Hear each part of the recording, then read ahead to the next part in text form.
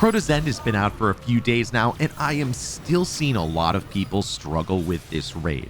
Whether it's the bridge encounter and how to bring all the swords over, how to balance managing the chalice, or just trying to figure out how you're going to do damage to Crota and get him down. So here's 19 absolutely simple and easy tips that you can use right now to clear this raid with the raid team, even if it's on LFG. First things first, I see a lot of people advocating for the stronghold baiting out of Crota, and this is not really a good strategy because you're missing a lot of damage that you could get with the new Pyrogale gauntlets if you're on a Titan. Instead, use this simple method that can be used on any class. Have one person with the tractor cannon go in first and possibly off to the side, hit him with tractor cannon, and he won't even look at these sword bearers who are coming to absolutely destroy his shield.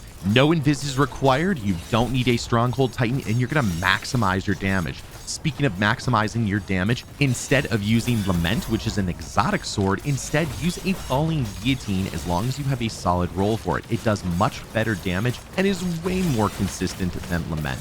In addition, it also leaves an exotic slot open for a weapon, like if you want to use conditional finality or something else. Going on into the Thrallway, if you don't get the secret chest, you can just wipe and restart it again. But if you're ready to go and get the secret chest, have a warlock be the person who's going to run. Go to the left or the right side of this room. As soon as you're enlightened, shoot a rocket here to knock out that shrieker. Push forward, and then you can air dodge to get a little bit of extra momentum to clear the door, and you can easily get this second secret chest. Before this part, there is the bridge encounter, which a lot of people are struggling with. The easiest way to do this is to get everybody on the home side, aka the side with the sword bearers, get everybody enlightened. It's super easy to do. Basically, we just kept the person who has the Chalice of Light on the center plate. As soon as you are engulfed with light and enlightened, then have a person take it from you, then you go replace someone else on a different plate, and then that person will grab the chalice from the person on the center plate. Once everybody is charged up and enlightened on this side, whoever has the Chalice of Light, which is me in this case, would then go with the first sword bearer and go across. Everyone on the home side is enlightened, so I don't need to worry about bringing the Chalice of Light back and forth and back and forth. It's just over here. It's just done. I can then use blinding grenades and a well to help out the person who's wrecking the gatekeeper here. Deposit the Chalice of Light, drop a well, and then at this point, you're pretty much free and clear. The people on the home side will stay on their plates until one person kills another sword bearer and comes across. Once that third person comes across and kills the green jabroni gatekeeper, then we are going to stand on plates here on the away side or the gatekeeper side, and then the other people can get off the plates completely. They can just stack up on the stairs up at the top of the encounter and just worry about killing that sword bearer. All the enemies will come into a kill zone on that stairway. They can all stay together in wells. They don't have to be separated. It is dummy easy to do it this way. We actually did challenge mode on day 1 with this method and cleared it the first try. Make sure that everyone deposits all of their swords, and once everybody is across, you can get off plates and just help clear ads on the different sides. Then a person could grab the Chalice of Light and charge themselves up to be enlightened right away. That way you have multiple swords ready to go when all of the gatekeepers come out. You can also use strands on the gatekeeper and absolutely annihilate them in a couple of shots if they're unraveled and stranded. It will take very little time to do this. Say GG to the bridge encounter and never worry about it again. In the Abyss encounter, don't use an Eager Edge sword because that'll pull you towards the enemies coming out of the holes, which means that you will fall into a hole. Just use a jump swing like this to conserve your momentum and you're solid.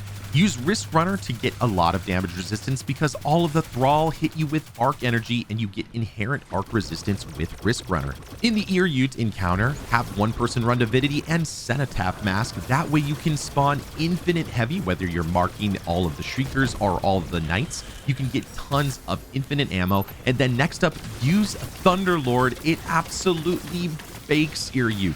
I've seen some people try to use rockets and some different things like that. Linears do work pretty well with Divinity, but just use Thunderlord. It is dummy easy, and you can see here in this run, easily past half of her health. In fact, this is going to be an easy 2-phase. If you're one of the people killing the wizards to knock out Ear-Ute's shield, go into the areas once you're enlightened and get the wizards to almost no health.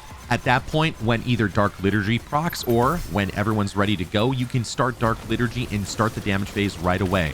Also have the person who's running Divinity try to be either in the center area, right by the plate, so they can jump down and instantly put Divinity. This will help you to absolutely melt your Utes. It's a simple 2-phase now that Contest is not on, and you could even probably use this on Master Mode when it releases. If you don't know how to scout in the Ear Utes encounter to figure out where the wizards are, you can either use Wish Ender to scout out where the wizards are and call out their locations, or you can also use your radar. If you look in the top left-hand corner, anytime you see a Shrieker, you're going to see a circle that shows up. That's because Shriekers are technically vehicles. When you see that white circle, that lets you know that you have a Shrieker, and that's one of the spots to call it out. The red border deep sight chest is really easy to spawn here in Crota's End. There's 3 sets of statues in the very opening that tell you which statues you need to activate. They go from high to low. The highest is the first.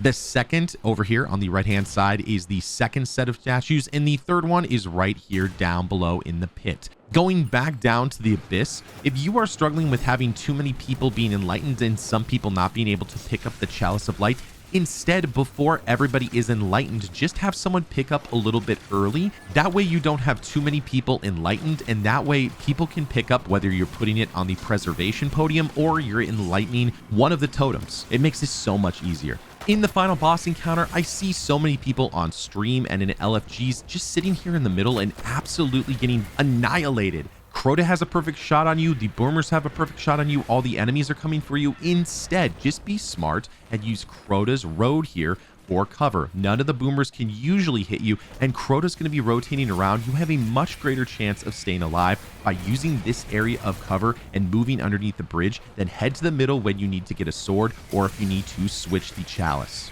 Next up, have the person who's running the tractor cannon here at the final boss also be the person who's in charge of the Oversoul. That way everybody else can keep doing DPS and you can just dip in and out. You can be safe and make sure that you don't lose your enlightenment and wipe the team. And you can also just use a fusion rifle at a distance and knock him out. Just make sure that you don't accidentally shoot the Oversoul with your fusion rifle and you will be good to go. Next up, before you're ready to do damage, have one person go clear the boomers on either the right or the left side, wherever you're doing damage. Spar here goes and takes care of the knights. He's got Banner of War, and it works really well because it'll give us some additional healing. At no point were we in danger there at all, and we can absolutely melt his health. Now, when you're doing enough damage to him, sometimes he does some goofy things like getting lifted into the air and then teleporting all around the map. This is where the next most important thing is. Just make sure that no matter what, you keep sorting the boss. Even if the Oversoul is at 0 seconds and you're able to knock out Crota, you will get credit for the kill. Like you can see here, he did some goofy things on stream. We just kept sorting even after the 0 marker, and we still got the clear. An easy way to knock out the boss, even though it's not perfect. But when Crota decides to be a goofball, we have to do funny things. And that's all there is to it. I hope that some of these tips helped you out. And if they did, make sure you slap the like button and also subscribe for more Destiny 2 tips, content, and come over to twitch.tv/ManoDestra, where I do tons of helps. We've already gotten a ton of people through Crota's End, and we're going to be getting a ton more throughout this season. So make sure you don't miss that. Stop on by. Good hunting, Guardians. I will see you next time in the universe of Destiny.